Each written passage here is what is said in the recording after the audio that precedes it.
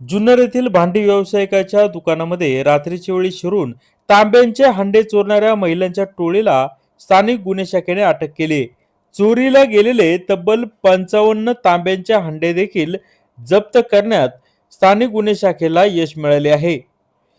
येथील आनंद हेमंत सासवडे राहणार महाजन आळी जुन्नर यांचा भांड्याचा व्यवसाय आहे. त्यांच्या भांड्याच्या गोडाऊनमध्ये दिनांक 20 मार्च 2026 रोजी रात्रीच्या वेळी अज्ञात चोरट्यांनी तांब्याचे एकूण 90 हांडे चोरून नेल्याची फिर्याद त्यांनी जुन्नर पोलीस ठाण्यामध्ये दिली होती. या गुन्ह्याचा समांतर तपास एलसीबी करत होती. परिसरातील सीसीटीव्ही फुटेजची पाहणी एलसीबीने केली असता सदर भांड्यांच्या गोडाऊनमधून काही अज्ञात महिला हांडे चोरून नेत असल्याचे दिसून आले. यावरून सदरचा गुन्हा हा महिलांनी केल्याचे निष्पन्न झाले.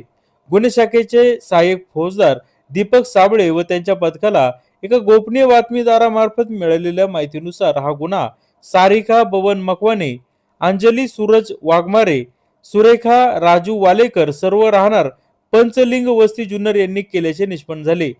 या मिळालेल्या गोपनीय माहितीनुसार गुन्हे शाखेच्या पथकाने कुरण फाटा जुन्नर या ठिकाणी सापळा राहून या सदर महिलांना ताब्यात घेऊन विचारपूस केली असता त्यांनी हा गुन्हा केल्याचे कबूल केले.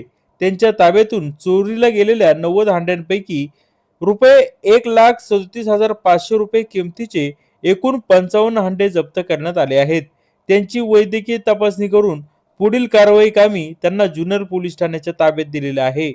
ही कारवाई गुन्हे शाखेचे वरिष्ठ पोलीस निरीक्षक प्रमोद क्षीरसागर तसेच जुन्नर पोलीस स्टेशनचे वरिष्ठ पोलीस निरीक्षक किरण अवचर यांच्या मार्गदर्शनाखाली सहाय्यक पोलीस निरीक्षक महादेव शेलार, सहाय्यक फौजदार दीपक साबळे, पोलीस हवालदार राजीव मोमीन, संदीप वारे, अक्षय नवले, निलेश सुपेकर, महिला पोलीस हवालदार नंदा कदम, सुजाता कदम आणि जुन्नर पोलीस ठाण्याचे हवालदार सागर हिले यांनी केलेले आहे. जुन्नर टाइम्स जुन्नर.